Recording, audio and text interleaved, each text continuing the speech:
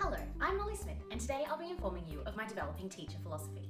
When I first contemplated the question of what is my personal developing teacher philosophy, I was a little bit lost, attempting to pinpoint the moment it started developing. Then I realised it was all from the beginning. I'd like to introduce you to Louise and her parents, Leanne and John.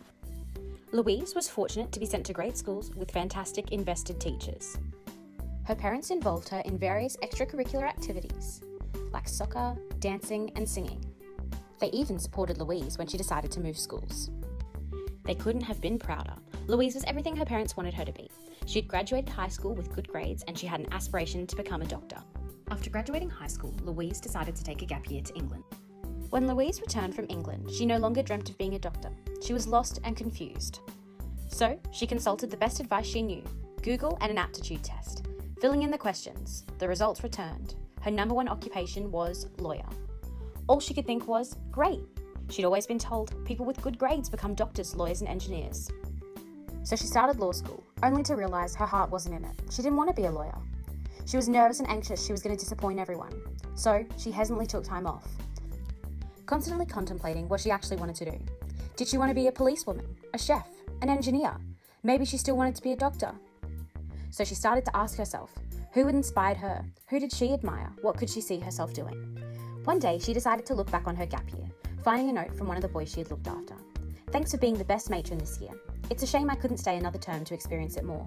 As well as being super organised and practical, you've treated us boys as human beings, not just your mindless charges. I could not remember a time where you were patronising because we're only 11, 12 or 13. Thank you. This was the moment I realised. Sorry, did I say me? I meant Louise. Realised she wanted to be a teacher, and I knew the kind of teacher I would strive to be. Every person who knew me would ask, why? Why education? Well, I believe education is a powerful tool of social transformation. As society evolves, the purpose of education has also evolved, moving from the production of literate, homogenous society members to that of producing a heterogeneous learning society. As a future educator, I acknowledge my role as an agent of socialisation. I understand the importance of intelligence. However, I believe prioritising character development is quintessential. Similar to Mahatma Gandhi's philosophy, where the traditional emphasis on intellectual education is countered with an approach for well-rounded intellectual, moral and physical development. I aspire to emphasise and empower my students through their heterogeneity, facilitating an environment where they develop into active, well-rounded, intellectual and moral individuals, not only in the classroom but in the greater community. Gandhi always placed an emphasis on culture of heart and the building of character, confident that a moral training could be given to all alike, no matter how different their ages and upbringing. Alike to Gandhi, I want to ensure my classroom is a neutral environment, where cultural capital has no value and an emphasis is placed on developing into a moral citizen, irrespective of differences. Student experience is often shaped by their differences. As a teacher, I aspire to pursue social justice for all the students in my classroom. If we look back on the story of Louise's life, we can see that she was fortunate enough to have access to an array of activities that shaped her educational experience. Unfortunately, due to socially imposed stereotypes and mythical norms, she often found herself with conflicting ideas of who she was, what she wanted to be, and what success meant. Despite having cultural capital, she was not immune to the impacts of a predominantly intellectual education. This demonstrates we have to be conscious of what we teach our students and emphasise the importance of knowledge rather than statistics and empower students to establish their own identity. Price Mitchell, a development psychologist, has established 8 core values that are crucial to allowing students to attain self-actualization. Referred to as the compass advantage, Price Mitchell states that curiosity, sociability, resilience, self-awareness, integrity, resourcefulness, creativity and empathy allow children to be pilots of their own lives. I aim to effectively integrate these core values into my classroom and how I teach the curriculum. These core values effectively line up with 4 of the 7 general capabilities within the Australian curriculum: critical and creative thinking, personal and social capability, ethical understanding, and intercultural understanding.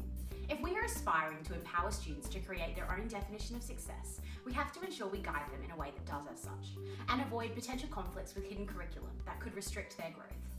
Bell Hooks acknowledges that within a learning environment, authority over students has the potential to incite a hegemony.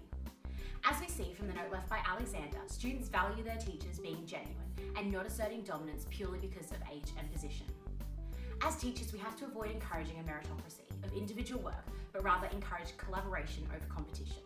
My developing pedagogical approach is concentrated around Mahatma Gandhi's notion that although each person should develop his or her own mind, will and body, human perfection cannot be achieved in isolation, but in the cooperative mutuality of human community. This is how I intend to teach my students, in collaborative environments where they can learn to encourage, support, and learn from each other, irrespective of societal stereotypes and differences. In closing, I believe Bell Hooks perfectly describes and details our role as future educators.